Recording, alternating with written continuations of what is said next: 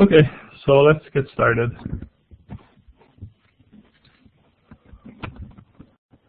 So let's start with a quick summary of where we're at.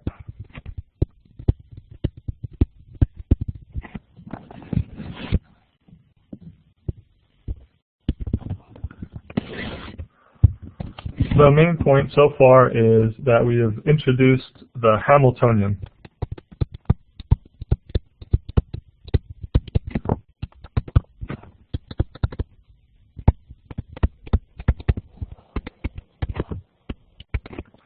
The Hamiltonian H is a function of the generalized coordinates, their conjugate momenta, and time. And it can be found from the Lagrangian using a Legendre transform. And that Legendre transform is the sum from I equals 1 to n of qi dot times pi minus the original Lagrangian, where pi, the conjugate momentum to coordinate qi, is defined to be the partial derivative of the Lagrangian with respect to the generalized velocity qi. The generalized velocity of qi, so qi dot. So effectively, this allows us to eliminate from L, which typically depends on the QIs, the QI dots, and the T's. It allows us to eliminate the QI dots in favor of the P's. And the Hamiltonian formalism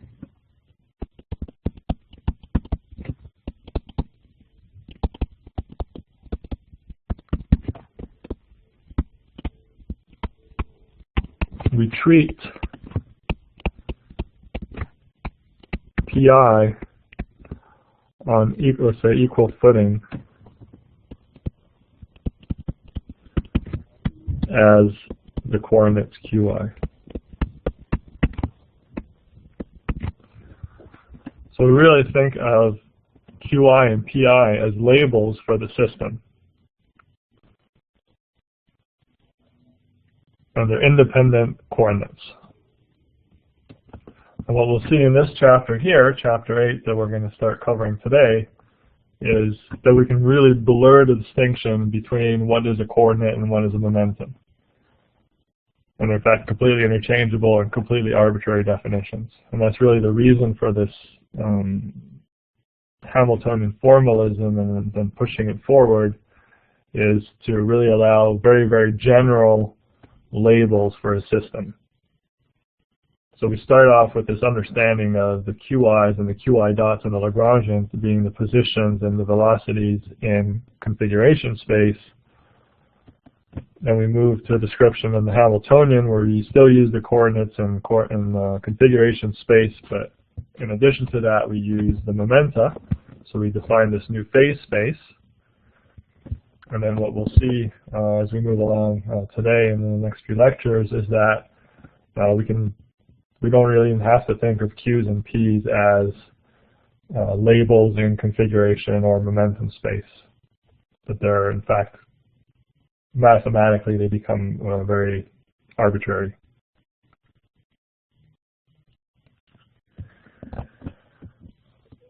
So in the Hamiltonian formalism, we found that the equations of motion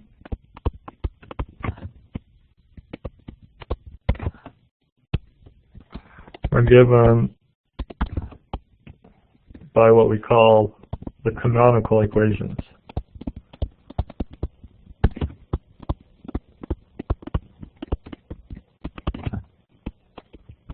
So remember, the coordinates that we're interested in the Hamiltonian formalism are qi and pi. So to understand how the system will evolve in time, typically we would want to know how qi and pi, what those functions are of time, and that would typically be given by a differential equation. So we really want to know their derivatives with respect to time. And the canonical equations give us those derivatives. Qi dot is found by taking the partial derivative of the Hamiltonian with respect to pi, and pi dot is given by minus the partial derivative of the Hamiltonian with respect to qi.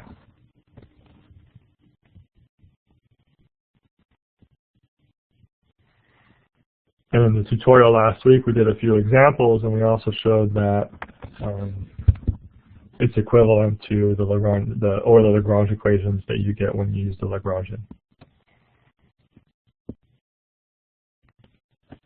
So any questions about this?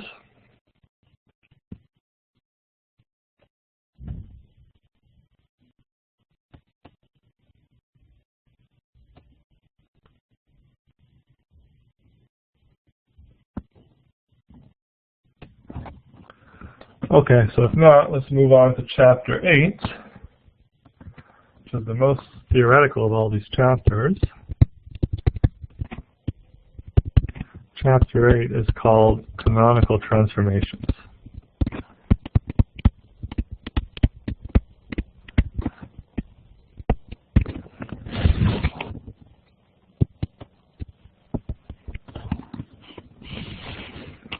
Let's motivate the work. So we found that certain choices of coordinates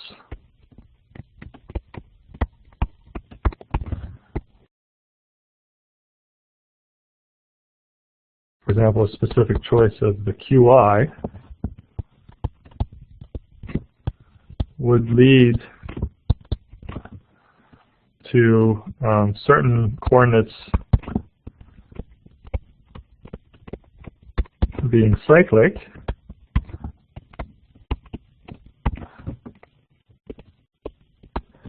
and their associated or their conjugate momenta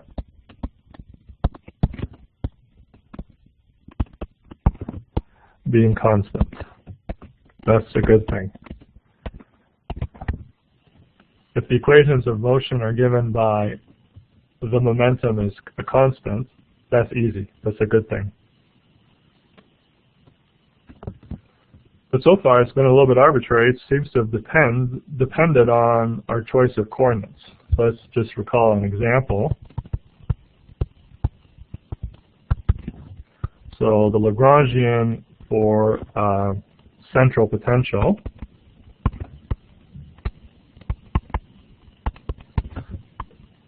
say V of R. So for example, gravity is a central potential. The potential energy depends on the distance from some center point, the origin, let's say. Or electromagnetic, the Coulomb force is also a central potential. So in Cartesian, for a single particle, the Lagrangian is given by the kinetic energy, so half mx dot squared plus y dot squared plus z dot squared minus the potential, and the potential depends on the distance to the origin. So in this case, in Cartesian coordinates, it's the square root of x squared plus y squared plus z squared.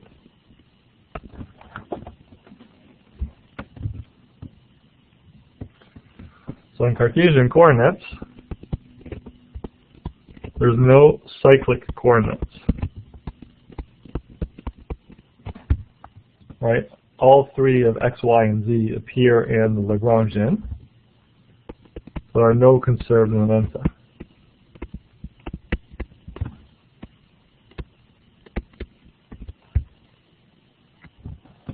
In spherical coordinates,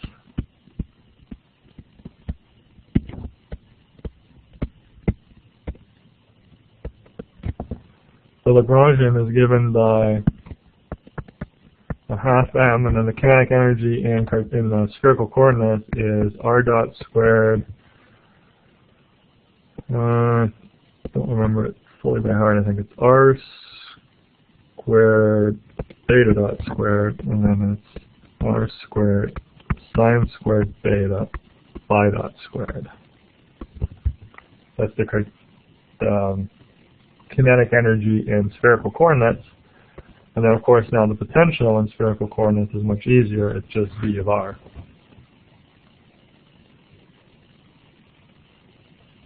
So in spherical coordinates,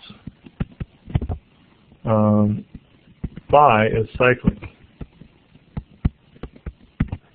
Right? R is not cyclic because of the r squared theta dot term, and theta is not cyclic because of the r squared sine squared theta term. However, phi doesn't appear anywhere in the Lagrangian. So since phi is cyclic, then p phi, which is equal to di L by di phi dot, which is equal to r squared, I'm sorry, there's an m at the front there, it's equal to m r squared sine squared theta phi dot, that's equal to a constant.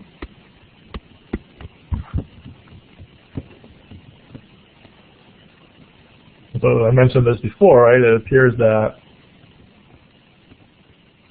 the choice of coordinate determines what's conserved. So we saw with Noether's theorem that even with, in this case, a bad choice of Cartesian coordinates, there's still a way to find out the quantities that are conserved. So in this case, it's a spherical symmetric problem. So the Lagrangian, we know, is invariant to rotations about the z-axis. It really doesn't depend on which direction we choose for x and y axis, or z for that matter. And because of that, we can figure out what transformation then leaves the Lagrangian unchanged, and then we can figure out what the conserved quantities are, and we'll find that one of the conserved quantities is also equal to mr squared sine squared theta phi dot. That it actually is the z component of the angular momentum. On the one hand, it's the Lagrangian can be written in whatever coordinate system we want. But on the other hand, it seems like some coordinate systems are better, particularly those that give cyclic coordinates are better. So the question is there a transformation of coordinates where all the coordinates are cyclic? That would be really good, because the equations of motion that are really, really trivial, they're all, the momentum is constant. So this is the motivation. So let's write motivation. Can we find a transformation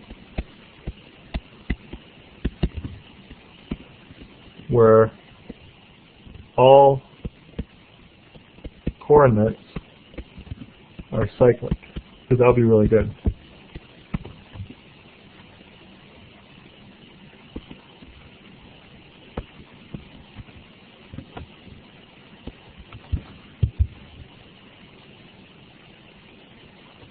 So by transformation, I mean, can we find a coordinate system where all the coordinates are cyclic? And of course, to describe that coordinate system, you have to know the transformation equation between, say, Cartesian and that new coordinate system. So the answer is yes, you can. And so then, once you've found that transformation, then the equations of motion are really simple. But you didn't make your life all that much easier in the end, because instead of having a complicated equation of motion to solve, you have a complicated procedure for finding those transformation equations. So there's just no easy games, right? That's the way that life is. However, it does provide some very nice theoretical insight into the framework of classical mechanics.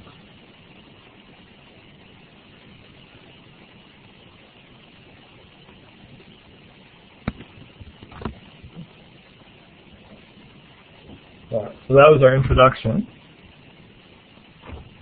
Now let me define a canonical transformation.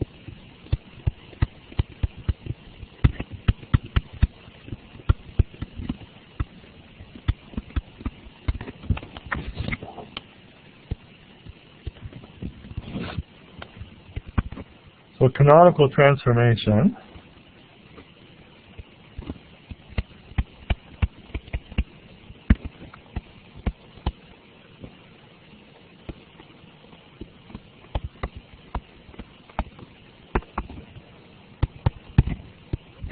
is a transformation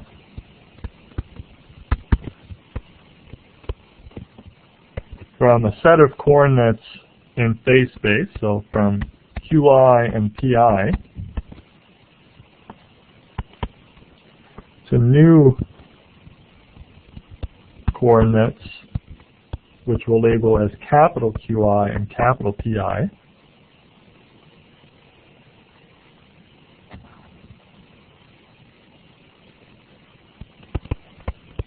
that leaves, or that preserves,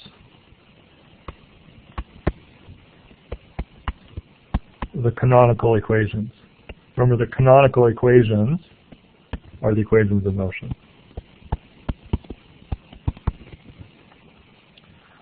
So it's canonical transformation is a transformation from the original coordinates lowercase qi and pi to new coordinates capital QI and capital PI that preserves the canonical equations for the transform Hamiltonian.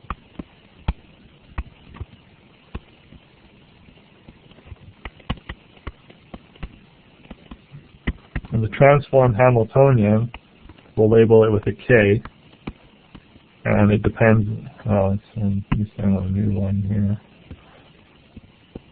The transform Hamiltonian we'll label with a K, and it's going to depend on the capital QI, capital PI, and potentially time.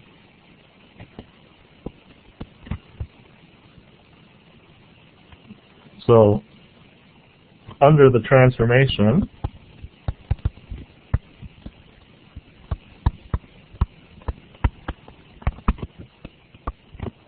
the Hamiltonian, which started as a function of lowercase qi, lowercase pi, and t, goes to a new thing, which people sometimes call the Camiltonian with a K. I don't know what that goes. Let's just call it the transformed Hamiltonian K. So h of lowercase q's and p's goes to capital K, or goes to K of Q, capital Q's and P's. But then we said that the canonical equations must be preserved. So what we have is that we must still have that capital QI dot in the transform coordinates must be equal to di K by di Pi, capital Pi, and Pi dot is equal to minus di K by di Qi. So these are the canonical equations in the transformed coordinates.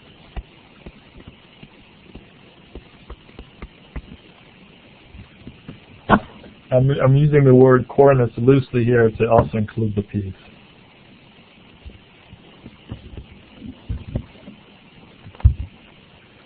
Okay, so in principle there are transformations that you could think of where you relabel the q's and p's, you calculate a new Hamiltonian with those q's and p's, and if it happens that qi dot is given by di K by di Pi, and Pi dot is given by minus di K by di Qi, then that random transformation is actually called a canonical transformation. So canonical transformation preserves the canonical equations in the new system.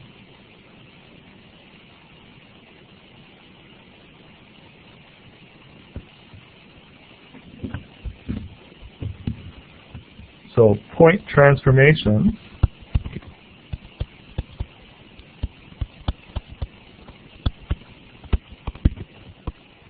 are canonical transformations.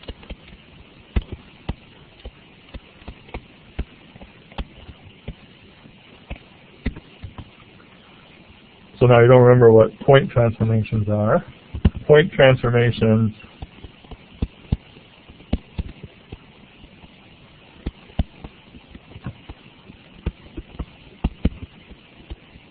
are transformations where the new Qi, or the old Qi, you can write it the other way around. So you're only changing the coordinates, you're only changing the q's and not the p's.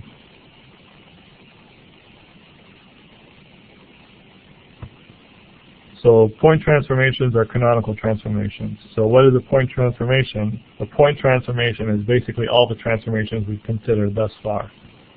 Transformations of only the generalized coordinates. So you leave the p's unchanged and you only change the q's. So for example, Cartesian to spherical is a point transformation.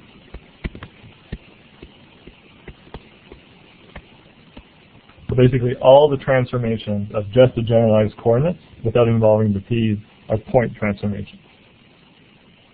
And point transformations are naturally canonical. So maybe that sounds like a fluke, but it's not, because we made an argument much earlier on that the Lagrangian is unchanged by point transformations. So what we were saying is that we can describe a physical system regardless of which coordinates we use. That's a good thing. So of course the physics is unchanged if you change the coordinate system in a reasonable way, such as a point transformation. And of course, if the Lagrangian is unchanged and it's still an equivalent description of the system, then the canonical equations are naturally unchanged as well. So they're naturally satisfied. The equations of motions are still true. And we did that more explicitly for the Lagrangian. At least we argued it. Okay, so you should be relatively confident that I can change coordinates and I'm not going to change the equations of motion. That's just the change of coordinates is the canonical transformation. But that's boring. So we want to make a more general transformation where we also involve the p's. So general transformations.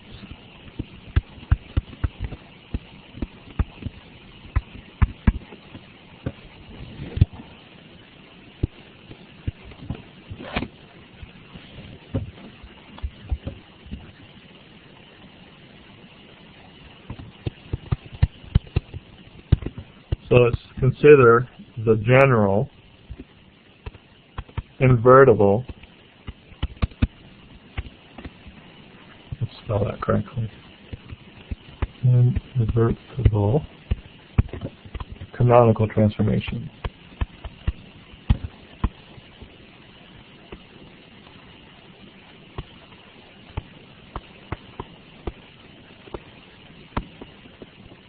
So in general transformation, the QIs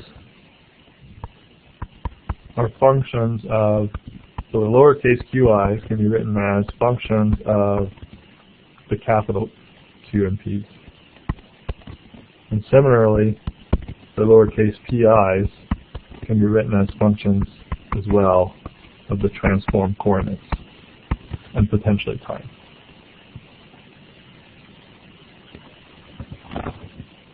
Well, it's a general transformation because it involves both the Q's and the P's. I'm imposing that it's invertible. So if I've written Q as a function of, so if I've written lowercase q as a function of capital Q and capital P, and it's invertible, I'm saying that I can rewrite these equations for capital Q in terms of lowercase p and q, and capital P in terms of lowercase p and q. That's what I mean by invertible.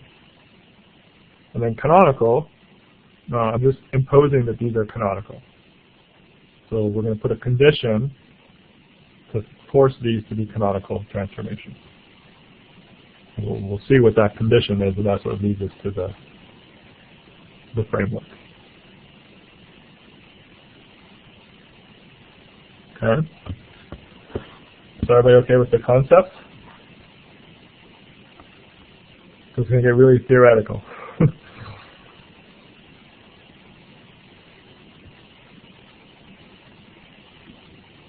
All right. Well, don't hesitate to stop me if you have a question. Okay?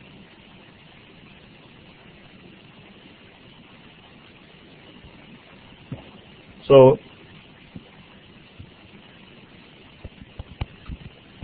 the transformation is canonical. They're redundant, but the transformation is canonical if the equations of motion are unchanged.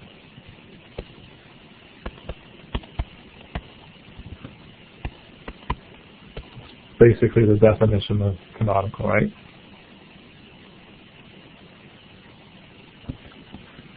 The equations of motion are unchanged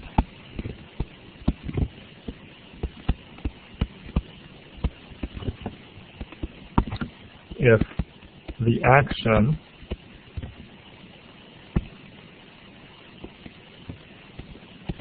S is unchanged. Remember, the action S is defined to be the integral of the Lagrangian over time. And we showed that all of the classical mechanics framework that we have is based on this statement that the equations of motion follow from making the action an extremum stationary.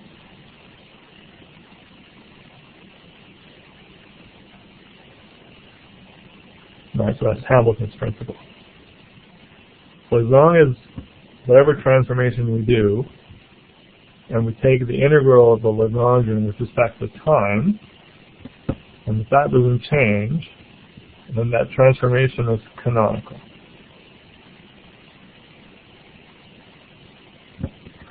We're not really going to work with the integral. The action is unchanged if the transformed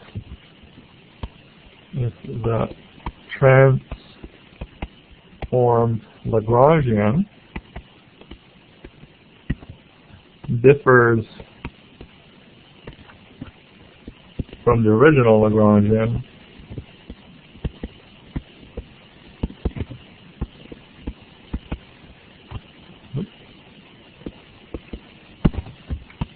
by a total time derivative.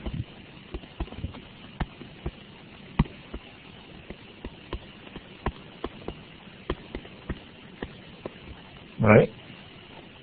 So if the new Lagrangian L prime, in terms of the new transformed coordinates, so Qi and Qi dot and T, so capital Q's, if that's equal to the original Lagrangian, which depends on the lowercase Qi's, Qi dots, and T's, plus at most some total time derivative, which I'll say df by dt, then the action is unchanged, right? Because that total time derivative just adds a constant to the action once you do the integral. And that overall constant doesn't actually change the conditions for the action to be stationary. Ultimately, it doesn't affect the Euler-Lagrange equation. Right? So that's the main statement to allow us to find canonical transformation.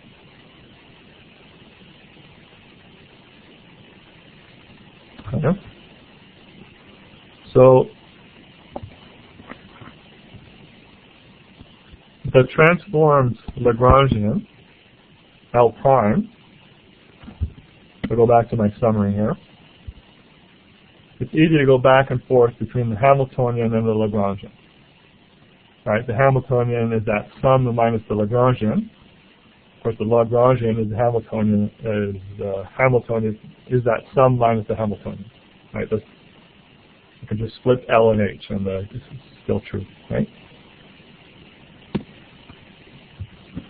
So the transformed Lagrangian I can find by taking the sum from I equals 1 to n of the capital Qi dots with the pi's minus the transformed Hamiltonian k, which depends on the Qi and the pi's and the t's.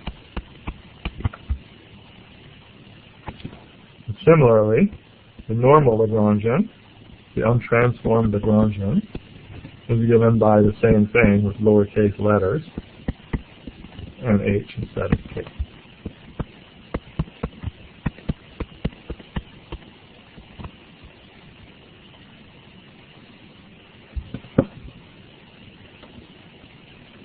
Okay. So everybody with me so far?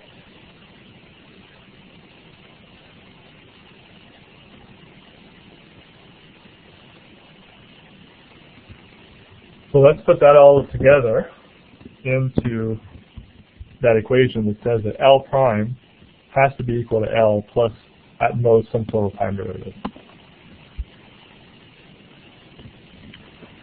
Hence, so the L prime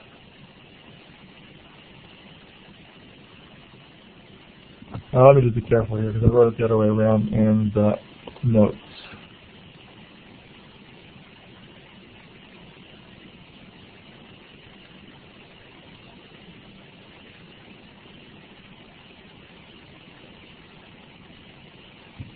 Yeah, let me put, because at this point it's arbitrary, I'm going to put the df by dt on the other side. So it follows the notes. It's completely arbitrary. You end up with a different sign at the end. But this way, if I make a mistake, I can look at the notes. Okay, but it's completely arbitrary which side I put the df by dt on. Right? Has to be. Okay. So the new Lagrangian L prime has potentially a total time derivative on it.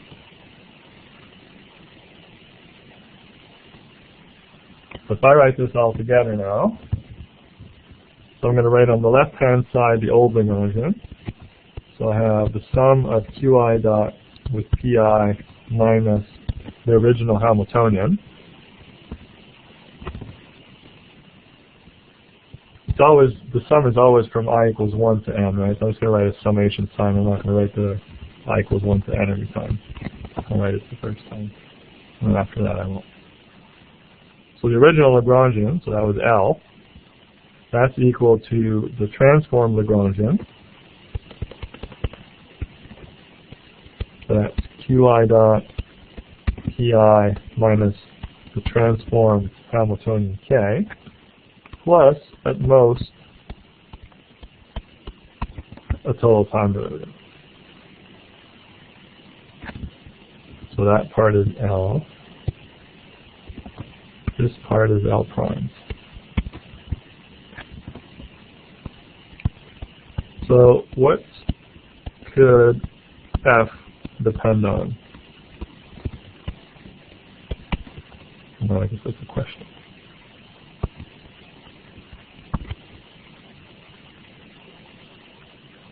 So it turns out F should depend on a mix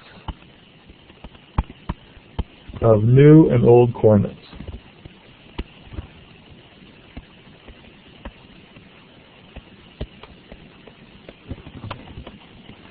So we could have F of the lowercase q's and the capital Q's in principal time.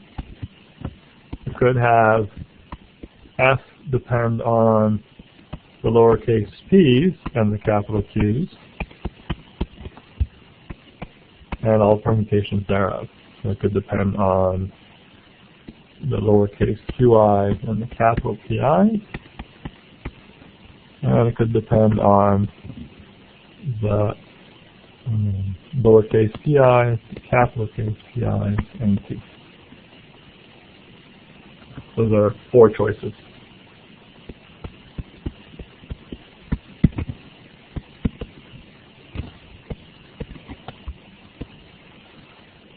So we say there are 4 types of canonical transformations.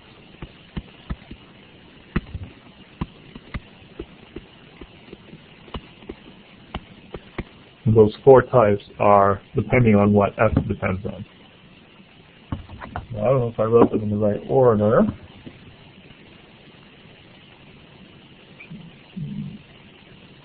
I did, so I can actually label them. So that, the first one with lowercase q and capital Q is called a transformation of the first type, second type, third type, and fourth type.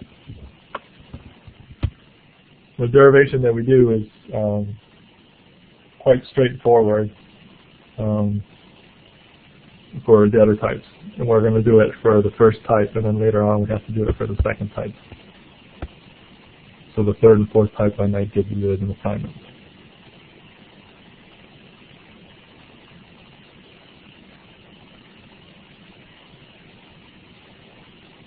Okay, so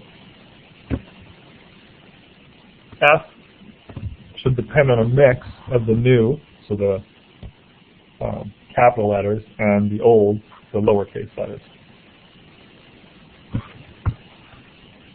So let's choose F to be a function of the lowercase q's, the capital Q's,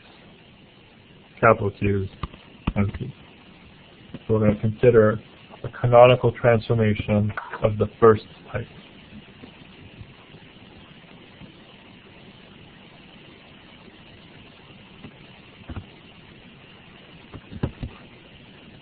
So we impose that the transformation be canonical. So we don't know what the transformation is, but we want it to be canonical. So we want qi dot to be equal to di k by di pi, and we want pi dot to be equal to minus di k by di qi. And then impose that.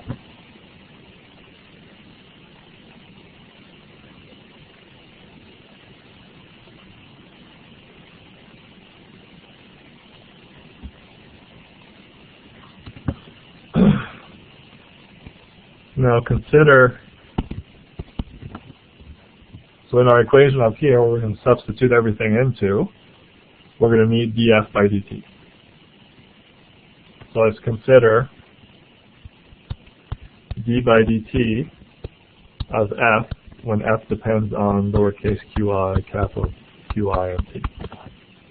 So that total time derivative, just given by the chain rule, something you should have had practice right now, sum from I equals 1 to n.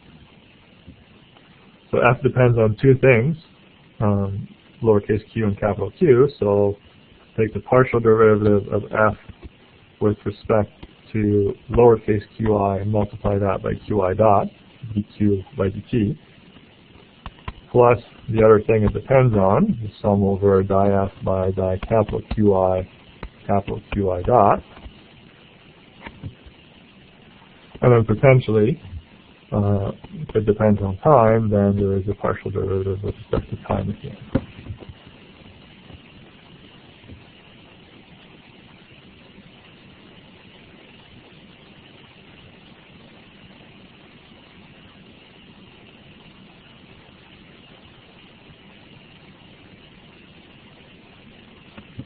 All right, so now let me put all of this together into the top equation.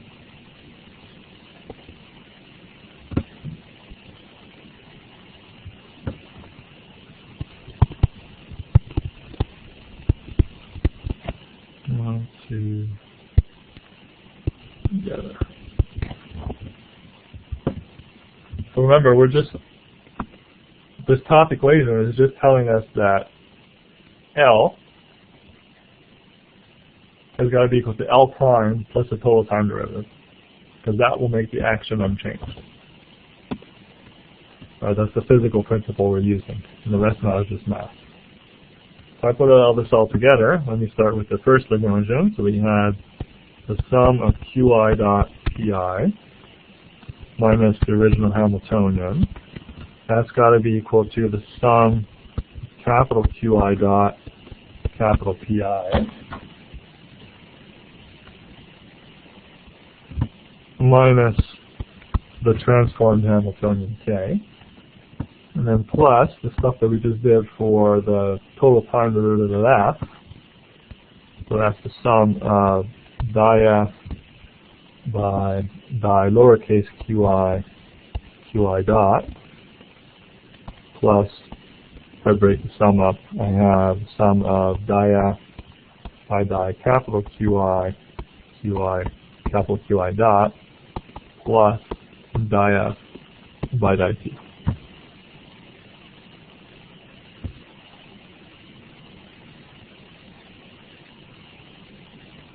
I have grouped together the terms in QI dot, in lowercase qi dot, and in capital QI dot.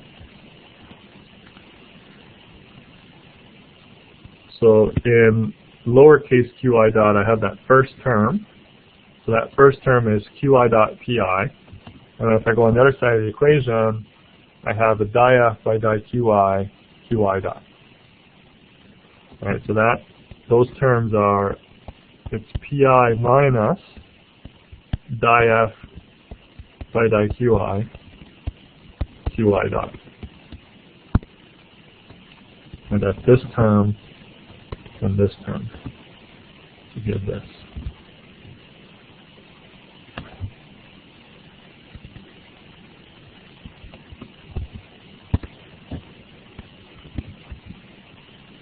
So do the same thing now. Well, say minus h, and then on the other side of the equation, I'm going to do the same thing with the capital QI dots. So I have the sum. So the first term has a QI dot, and that's multiplied by pi. And the other term that's got a QI dot is the di F by di QI. That's plus di F by di capital QI, and that multiplies capital QI dot. Alright, so that's the blue terms. Then I'm left with my minus k, and I'm left with my di F by di T.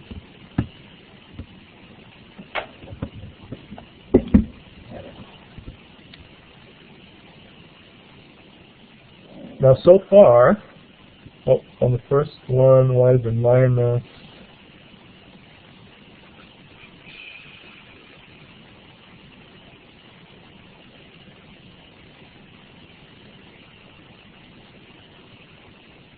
Oh, on the first one, because I moved it to the other side of the equation. Right? It was a plus here,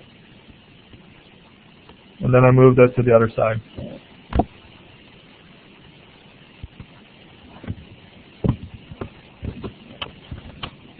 Good.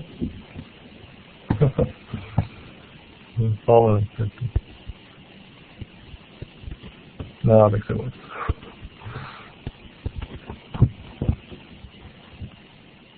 Yeah, so I've left the equal sign on the second equation. All right. So far, all we've done is we've introduced this new function f completely arbitrarily, right? We just said, in general, the Lagrangians can differ by a total time derivative. So I should include that as the most general case. I haven't really put any restrictions on f. Now I'm requiring this to be a canonical equation, canonical transformation. So I'm requiring these two things to be equal, right? The thing with the h on the left and the thing with the k and the s on the right. I force this to be equal. So that tells me certain things on f that must be true for these two things to be equal.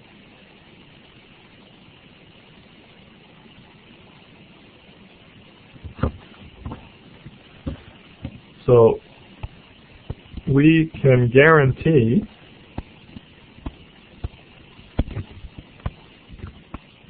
the above equation to be true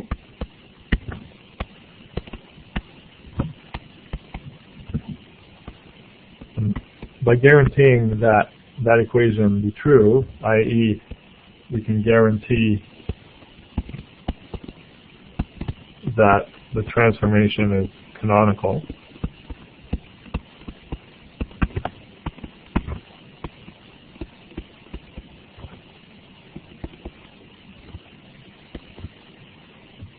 By imposing,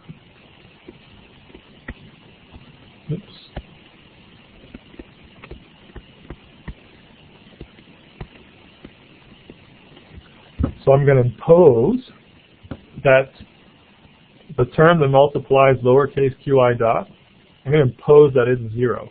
So I'm going to impose that the red thing is 0. So I'm going to impose that pi is equal to di f by di lowercase qi. That makes the red term 0.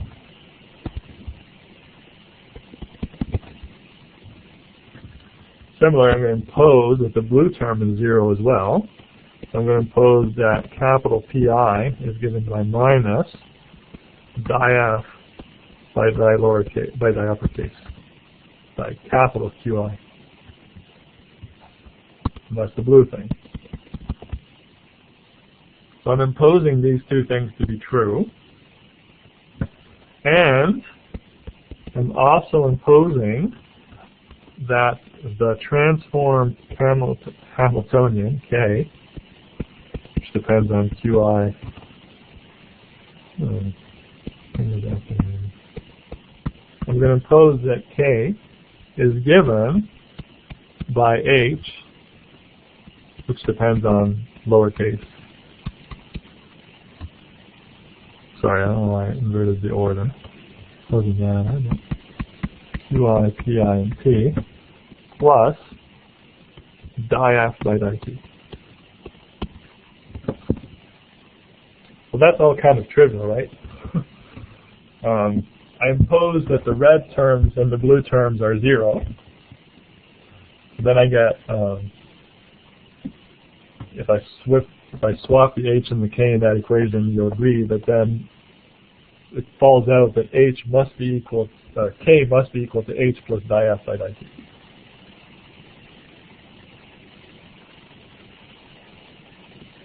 All right, if I made those two terms 0, I'm going to do that as an aside, just you didn't want to do it in your head. If I made those red and blue terms 0, I have minus h equals minus k plus di f by di t.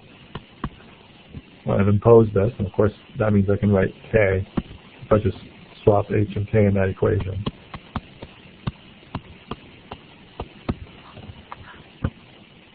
So I forced it to be true.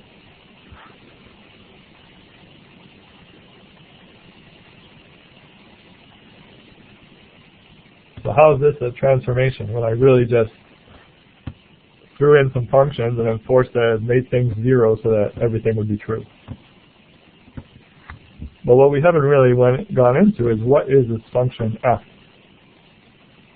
You see, the function f, when we require the red term to be 0, that gives us a very specific relation on how the momentum lowercase pi is related to f. Similarly for the blue equation and the capital Pi. So if I label the red equation 1 and the blue equation 2, so equation 1 and 2 give us the transformation.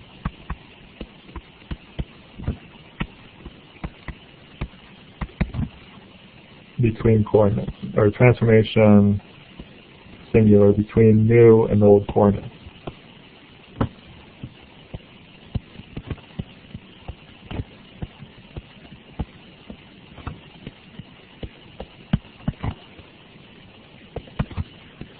What we say f is the generator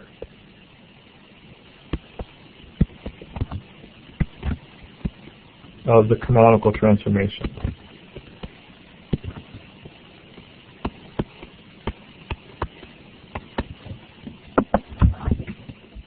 So this f that we added in sort of arbitrarily because in principle if you modify the Lagrangian by adding a total time derivative, then it preserves the action.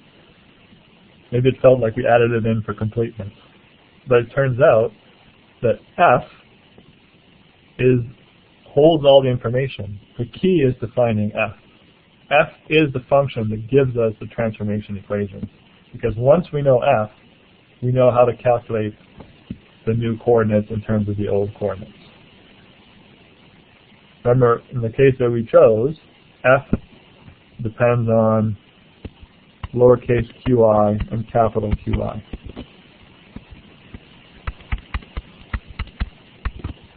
So this equation 1 and 2 really gives us the relation between the new coordinates and the old coordinates. It's all about f.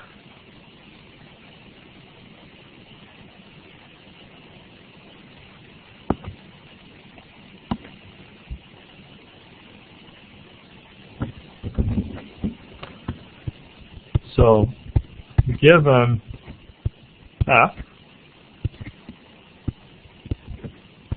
one can always determine the transformation equation.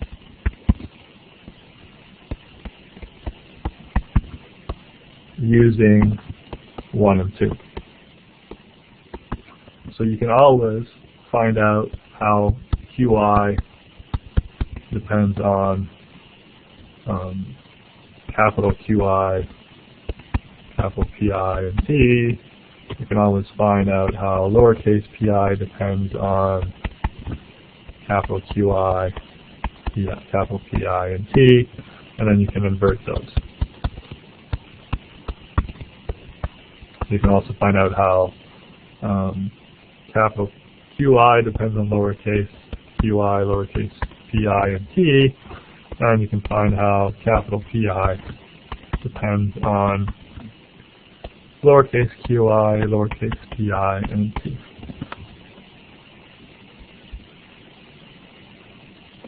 And the transformed Hamiltonian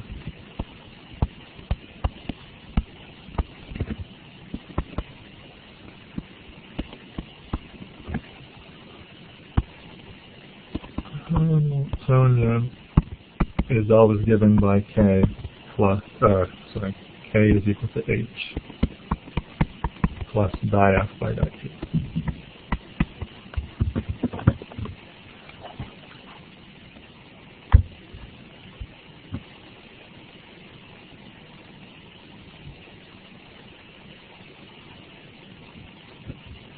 So there are four, as I already mentioned, there are four possible types of canonical transformation.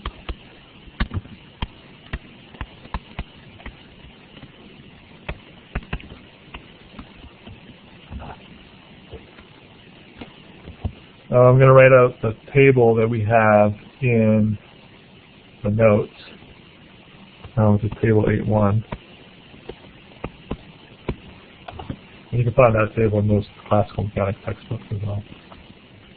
So, type 1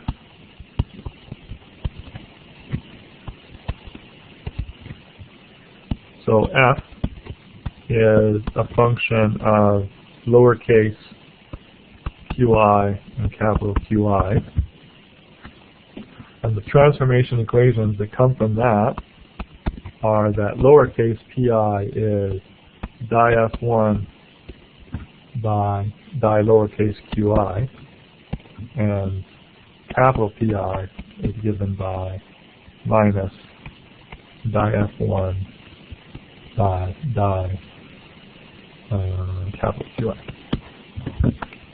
Right, so f depends on lowercase q and capital Q, so the ones we need to know are lowercase p and capital P. So you have type 2. So type 2, f is given by f2, which now depends on a different choice of new and old coordinates. So we keep the lowercase qi, but we use uppercase pi and t. And then to make things simplify, we actually subtract a QI, a sum over QI PI. That ends up canceling one of the terms when you do the equal sign between the two Lagrangians.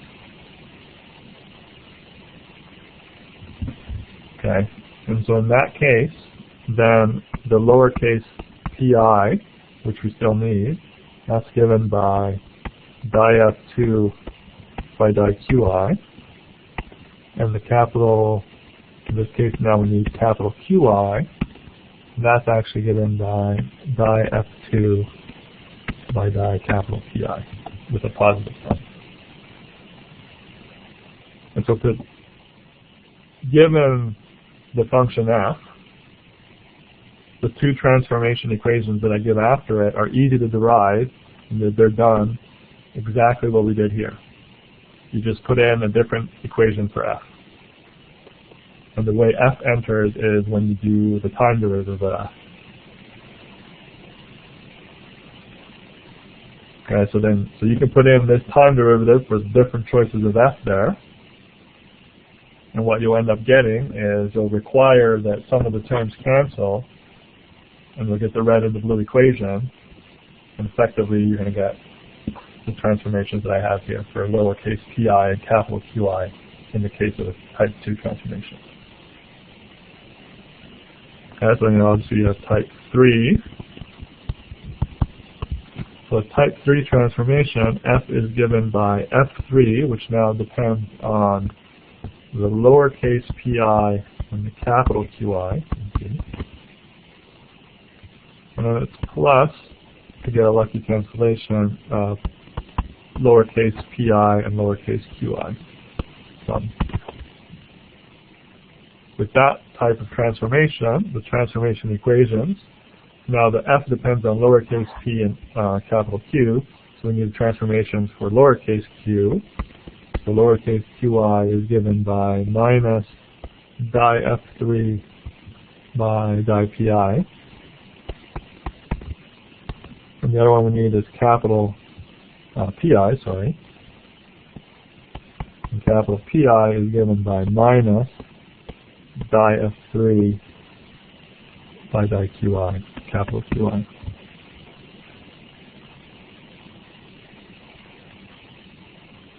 Notice that when I'm taking the derivatives, it's always the derivative of the f1, f2, or f3. So you do that derivative without the sum part. Right? It's not the derivative of f, it's the derivative of f2 or f3. So not with that little sum term. But you need the sum term when you do the substitution into that equality. And then finally, type 4.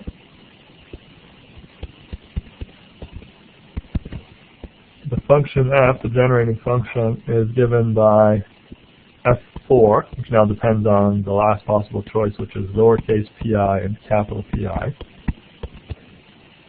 It has two sum terms in it to get the cancellations that you need. So it has a sum over the lowercase pi and lowercase qi, and it has a sum over, it has minus sum over the capital QI, capital Pi. And those aren't Pi dots or Qi dots like in the Legendre transform, they're really just the coordinates. And that leads to the transformation equation. Now we need the lowercase qi. That's given by minus di f4 by di lowercase pi. And the other one we need is capital QI. And the capital QI is given by di f4 by di capital pi. So again, these are easy to derive. The same methodology that we just used. And in the notes later we'll have to handle the type 2 because it comes up. That's how canonical transformations work. if you define some function f of the q's and p's, and then you define the q's and p's that aren't in f using these relations, you're guaranteed to get a canonical transformation. If you look at the type 1, type 2, type 3, type 4, they kind of look like Legendre transforms of each other, but they're not necessarily. Right? There's a symmetry. If you look on the right-hand side, the transformation equations themselves, the lowercase p's and q's are always given by a partial derivative of the conjugate. Right, so lowercase p always depends on lowercase q, the partial derivative of lowercase q, and vice versa, and same for the capital letters. So there's a symmetry that looks very much like what you have in Legendre transform. So it very much looks like the different types are just Legendre transforms of each other. And that can be true, but it doesn't have to be true. And more complicated, you can also have a canonical transformation, so a transformation of the coordinates q's and p's that preserves the canonical equation, but it could mix different types of transformations for the different indices. So maybe the q1s and the p1s transform according to type 1 transformation, the q3s and the p3s transform according to type 4. That's allowed, and it's still canonical, but then the sort of pretty symmetries are gone. So it's very general. So it can be different types depending on the index I. So just a word of caution. Okay? I guess that's enough theory for now. Let's do a few examples, and then on Thursday we'll mix in the other fun part, plus some brackets and canonical transformation. So for now, let's do some examples of using these canonical transformations. I'm going to give you a little bit of practice. Any questions?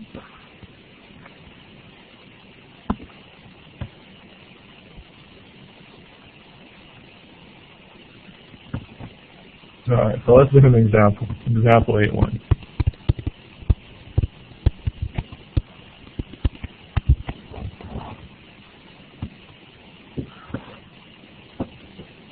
So let's find the transformation equations.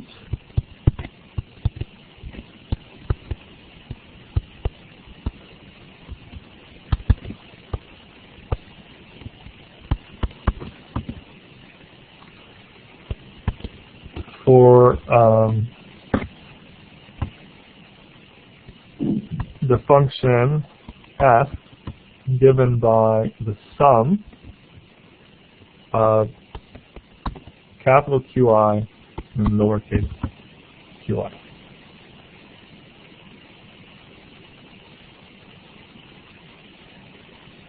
Alright, so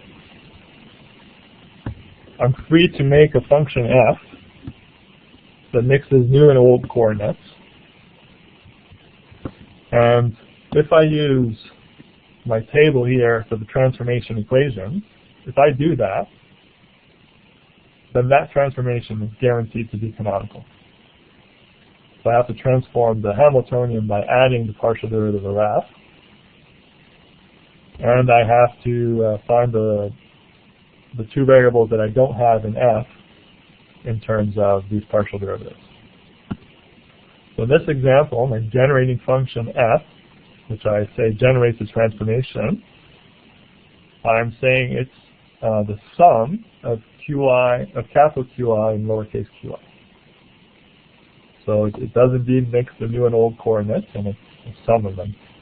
Seems like an odd choice, but it's an interesting choice. So f is of type 1, right? Because it mixes lowercase q's and capital Q's. So it's a type 1. So if it's a type 1 transformation, the lowercase pi is given by di f by di lowercase qi.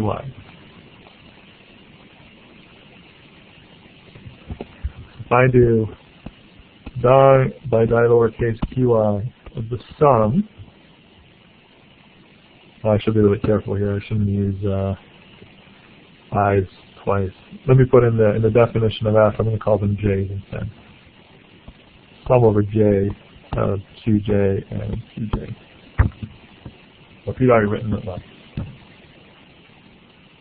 Right, so then it's the di by di qj of the sum, di by di qi of the sum of over j of qj, capital QJ and lowercase qj. So if I bring that in there, the only non-zero derivative is when I is equal to j, because di of q1 by di of q2 is 0, right? You only get a 1 when I equals to j. So that's going to give me, pick out the term when j is equal to I, and so that's going to give me capital QI.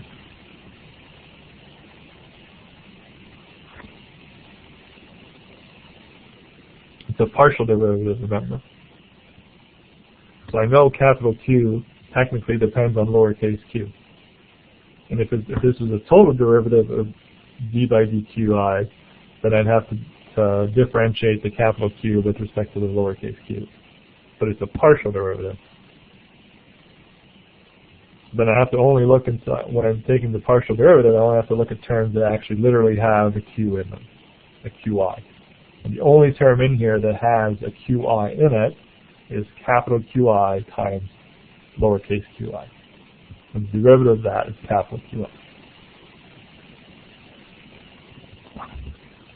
So the other variable I need is the capital PI. So if I go back and look at my transformation equation, in fact it's the one that we derived, we found that capital PI was given by minus di f of di capital QI.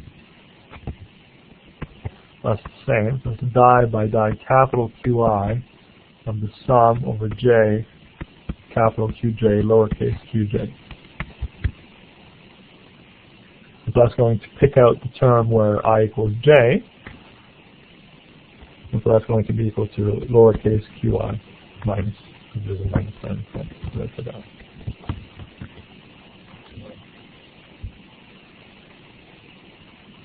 So that's my transformation equation.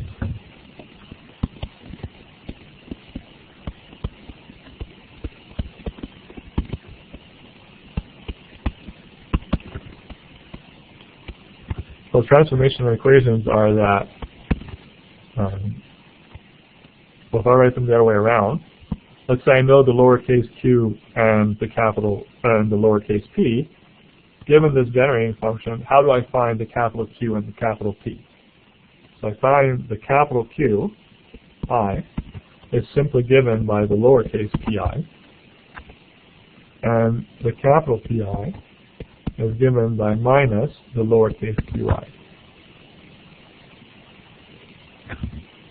And the new Hamiltonian is the same, because di f by dt divided by dt is 0. So this transformation equation, all it does is it changes the labels from one coordinate to the other. So it flips momenta with spatial coordinates, if you want, and it adds a minus sign. So it's not so surprising that that's a canonical transformation, because basically I've relabeled the P's and Q's, and I've labeled them with Q's and P's instead. And then I also, for some reason, decided to look at the problem upside down and change the direction of the coordinate axes. But I really haven't done much except relabel the coordinates. So it's not so surprising that the transformed Hamiltonian, K, is equal to the original Hamiltonian. Take specifically the case where the Hamiltonian is equal to the total energy, which is generally true. If I just change the alphabet around by calling p's q's and vice versa, don't expect the total energy to change. It's not so surprising that the Hamiltonian doesn't change. And it's not so surprising that the equations of motion aren't changed by me changing the alphabet. Right? This is a very simple case of transforming the coordinates, and it's naturally canonical. The only thing we did is we started with this definition of f. We said f is a function of lowercase and capital coordinates, and I'm going to choose the sum over q, capital Q, lowercase q. From that I can determine what the transformation equations are, and then we see that that choice of f gives a very trivial transformation, and then we know it's canonical because we've used those transformation equations. But what's really interesting is also a statement that I made earlier. Remember I said we're going to blur the distinction between coordinates and conjugate momenta. They really are separate labels to describe the system. And here you can see with this canonical transformation, I've made a completely arbitrary choice, and now what I used to call Q, I'm now calling P, and vice versa. So it's become completely arbitrary what I'm going to call a generalized coordinate versus generalized momenta. They're just Q's and P's, two sets of coordinates for describing a system. But physically, I don't have to be tied down to the notion of a coordinate system or units of momentum, things like that. So it's truly a very, very powerful statement. And that's this whole Hamiltonian framework really allows us to generalize classical mechanics. So in the transform coordinates, we're calling them capital Q and capital P. That's just, not shock your system too much. They really have nothing to do with space coordinates or momentum coordinates. Okay?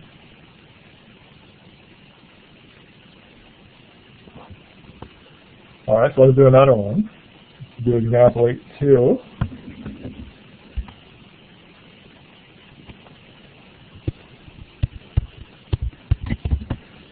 Let's take the generating function f to be given by the sum. Now I'm going to take lowercase qi, let's not get tricked again, let's use j's, lowercase qj's and capital pj's. This mixes the lowercase q's with capital P's. So that's actually a type 2 transformation. Right? F2 depends on lowercase q and capital P. That's type 2 transformation.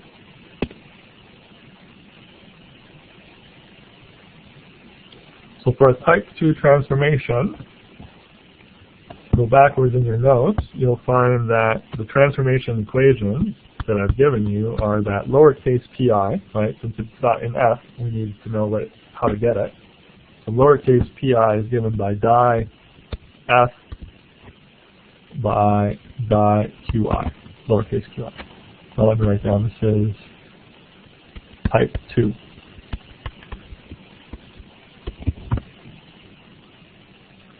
If I do di F by di qi,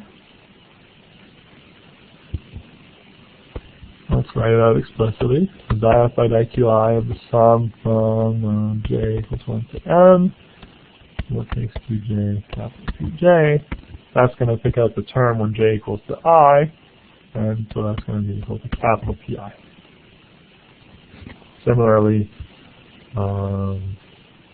since it's a type 2 transformation, the other coordinate that we don't have inside of F is Q, capital Q, so we need to know what capital Qi is given by.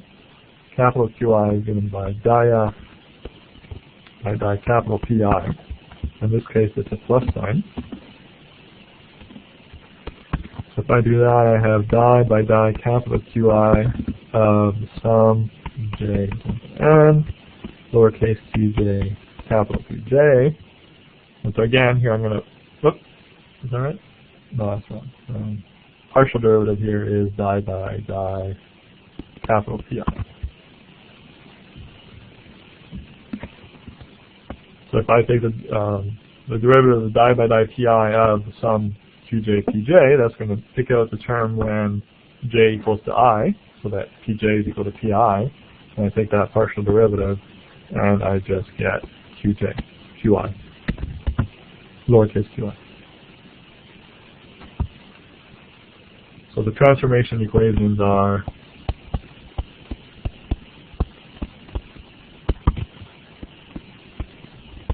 trivial.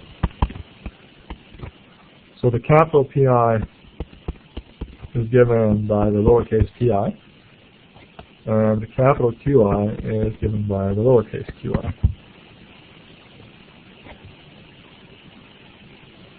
And obviously k is equal to h.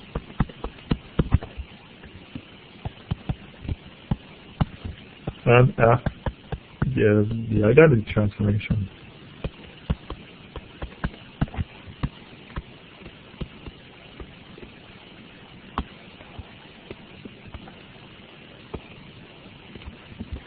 It's maybe not so obvious from this definition of F, but when you go through the math to get the transformation equation, in fact you find that the new coordinates are exactly equal to the old coordinates. In the previous case, we at least changed the labels. In this case, we did nothing. So, of course, the canonical equations are preserved, and of course, the old Hamiltonian is equal to the new Hamiltonian, because this is just the identity transformation. Okay? So the math is relatively straightforward. Of course, the tricky part is to have the insight to choose the right F.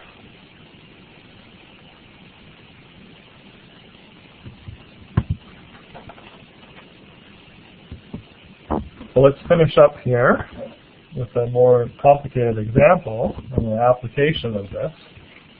Of course, the tricky part is figuring out what F should be equal to. But given a good choice of F, you can solve some problems pretty easily. So let's do example 8.3. Let's solve the simple harmonic oscillator with the generating function f given by m omega over 2 q squared cotan of capital Q. So I'm just going to pull that out of thin air and show you that that's a really good choice. Okay, so just recall, 1D simple harmonic oscillator, the Hamiltonian is given by p squared over 2m plus half k times q squared. Remember we did that a while ago, and then we saw the simple harmonic oscillator in one dimension traces out in phase space an ellipse. So it's actually the equation of an ellipse, since the Hamiltonian is constant because it's equal to total energy for a simple harmonic oscillator. Okay? So if you look at the Hamiltonian, it's T plus V.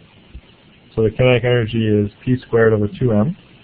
And potential energy is a half kx squared, and we're using q for x. Okay.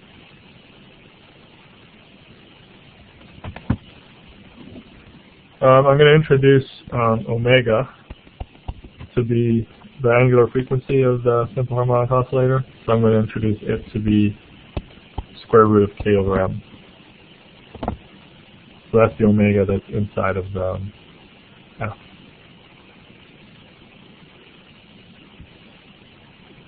So if I rewrite the Hamiltonian with that omega in it,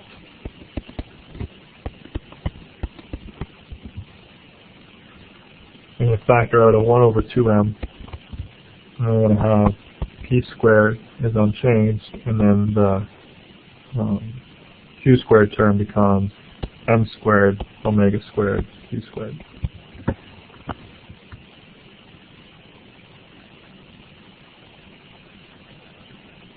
Okay.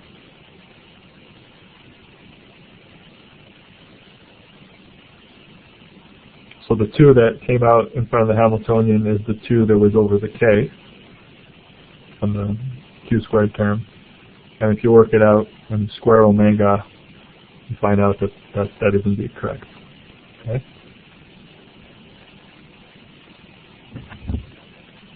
So that's our Hamiltonian.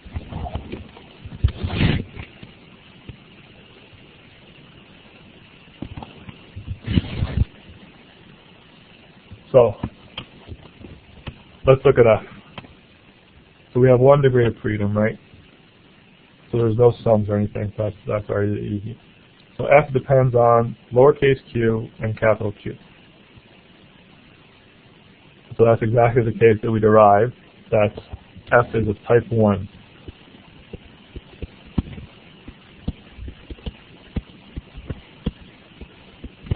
So the transformation equations are lowercase p must be given by di F by di Q, by di lowercase q. If I do di by di Q of F, I only have that q squared term in there. So that's going to cancel the 2 that's in the m omega over 2. So I get m omega q cotan of capital Q.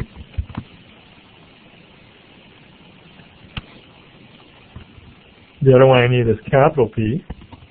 Capital P is minus di F by di capital Q. I'm not going to work through the math because you can just look up the derivative for cotan on your own time. You do the math, you get m omega over 2 sine squared capital Q.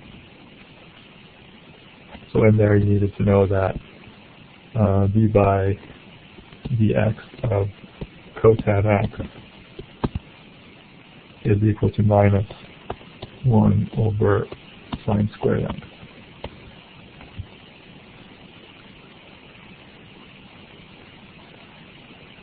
So that's my transformation equation. Now the transformed Hamiltonian K is equal to H, because di F by di T is 0. If you look at F, it doesn't depend on time explicitly. There's no T's in there. So the transformed Hamiltonian's got to equal to the untransformed Hamiltonian.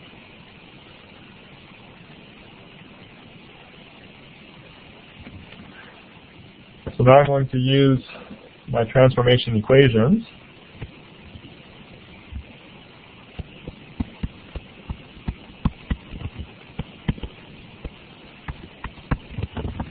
I'm going to use these 2 transformation equations to get lowercase q and lowercase p in terms of capital Q and capital P, so that I can substitute them into the Hamiltonian.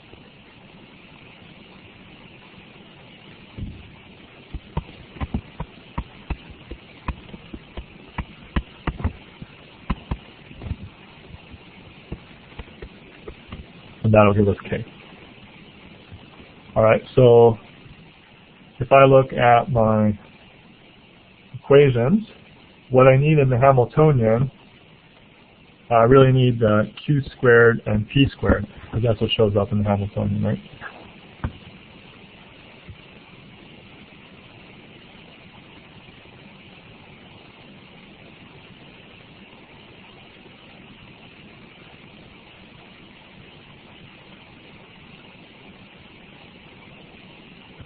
So if I take the second equation,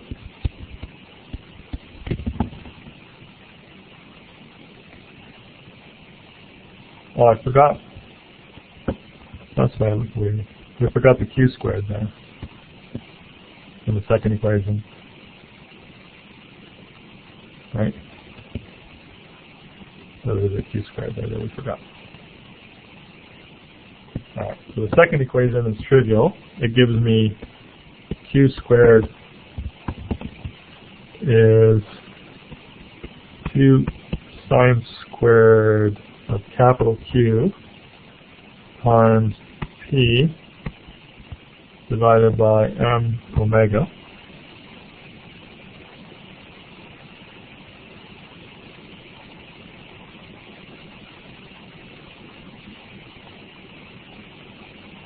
And to get P squared, I'm just going to square equation 1.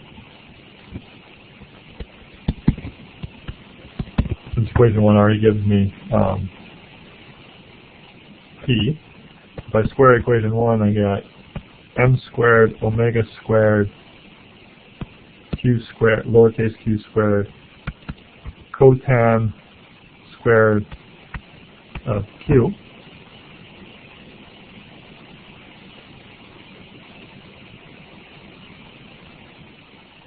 And then I can substitute the equation above there to get rid of the q squared, the lowercase q squared.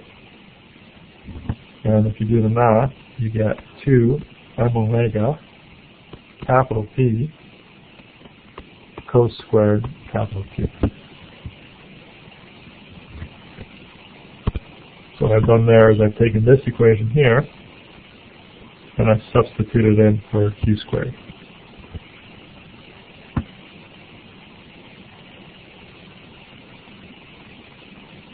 Alright. I write this out on the next page.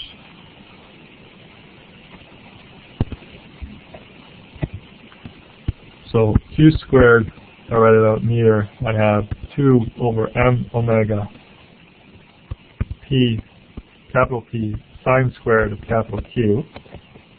And the lowercase p squared is given by 2 m omega capital P cos squared capital Q.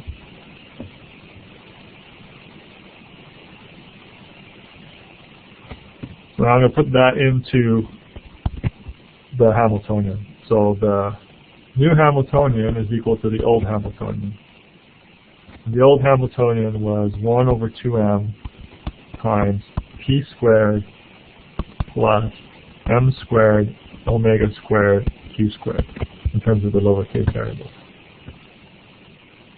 So now I'm going to substitute q squared and p squared into this in terms of the capital letters. So I have 1 over 2m. The lowercase p squared is 2m omega capital P cos squared capital Q.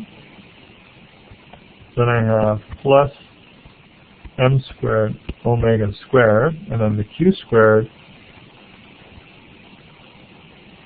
I have 2 over m omega P sine squared capital Q. So that's 1 over 2m. Here I have 2m omega P cos squared Q plus, I can cancel an m and an omega, so I have 2m omega P sine squared capital Q.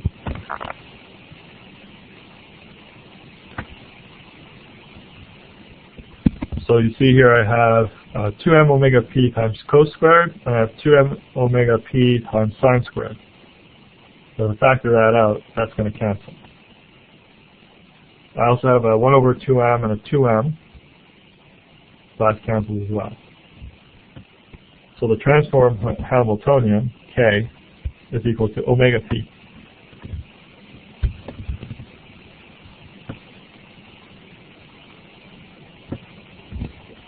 So that's nice, because in the new transform coordinates,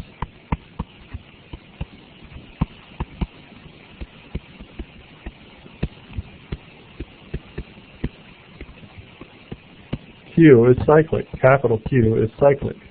Capital Q does not appear in the Hamiltonian. So that's kind of what we were trying to do in the beginning.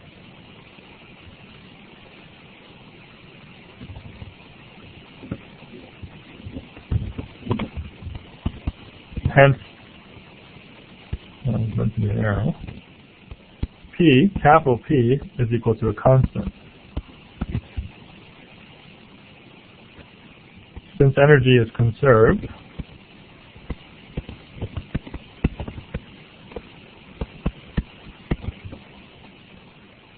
the total Hamiltonian K is equal to the total energy. Hence, that constant, that's total energy, that constant P, remember omega P is equal to K, and K is equal to E, so capital P is equal to E over omega.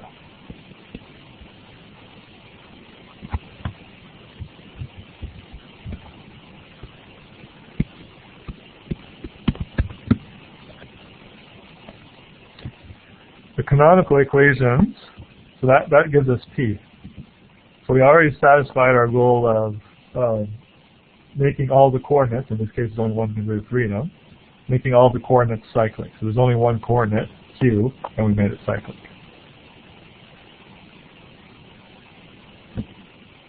So now, that tells us that that momentum P for that conjugate coordinate is constant.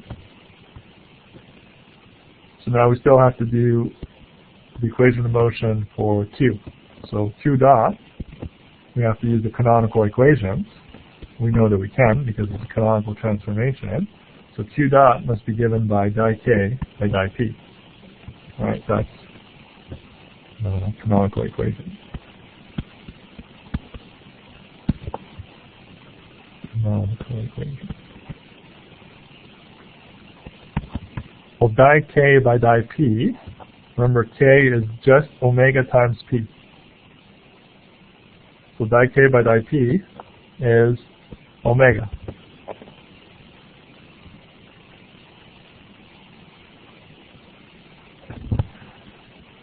So that's also actually trivial to solve, right? So I know that dq by dt is omega. So that's easy to solve for Q of t. Q of t is going to be omega t plus some constant of integration, called theta.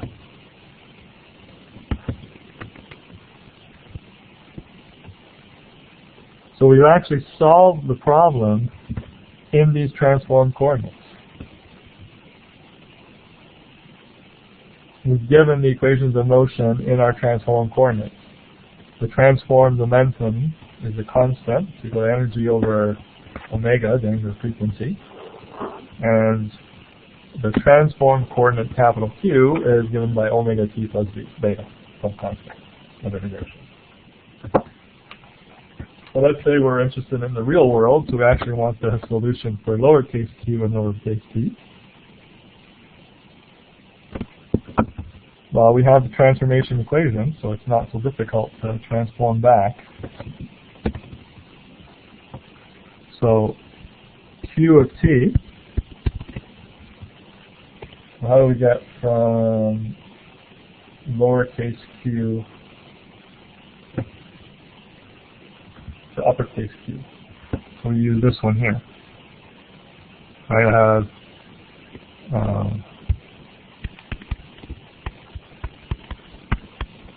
q squared, I have lowercase q squared in terms of uppercase p and q, so that means that, you know, q of t, or sorry, let's just say lowercase q, is the square root of all that, right? So it's square root of 2 over m omega, square root of p, and then a sine of capital P, right? So if I put that back in over here, so Q of t needs to be the square root of 2p over m omega. So it's the square root of 2 capital P's over m omega times, was it cosine? No, it's sine.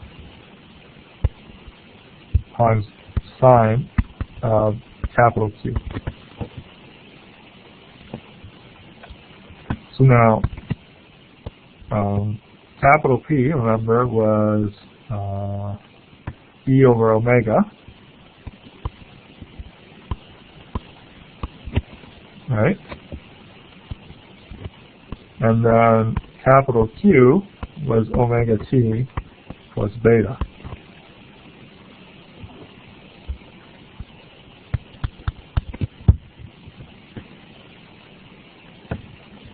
Of course, that's as expected for a simple harmonic oscillator. You even get the right amplitude.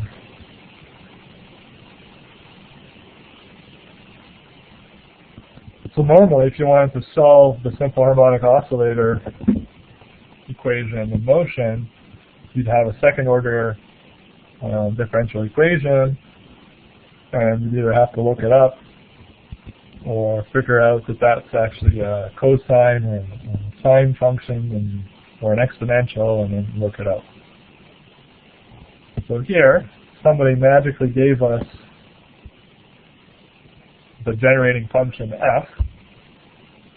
But then given that generating function f, it was very easy to solve for the problem in the transform coordinates capital Q, capital P. And then we have the transformation equation that allows us to go back. So there aren't so many examples where this is trivial. The simple harmonic oscillator is one. And you can see that if you spend the day, you can probably figure out what the correct f is that will make this problem easy. You can basically work it backwards. So obviously I would not expect you to figure out what f is. But I just want you to see the method and how powerful it is and how general the treatment of the coordinates in classical mechanics is.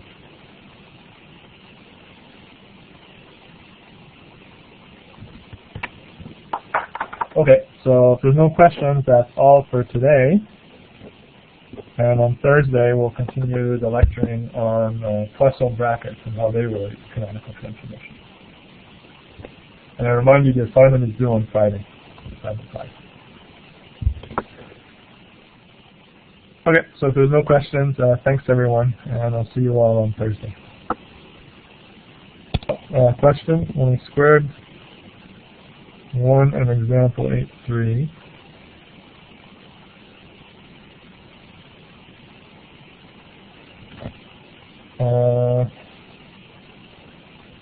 Yes.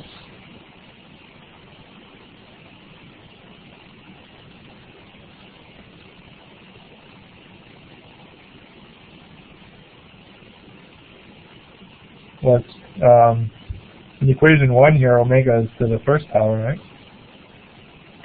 That's what I'm mistaken, right?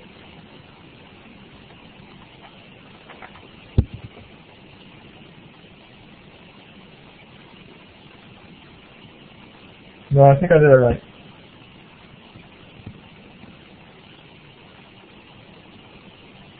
Yeah, no worries. I'm glad you guys are writing it down. That's the best way to learn, is to go through it yourself. And I do make mistakes, so please do point it out. All right. Thanks, everyone.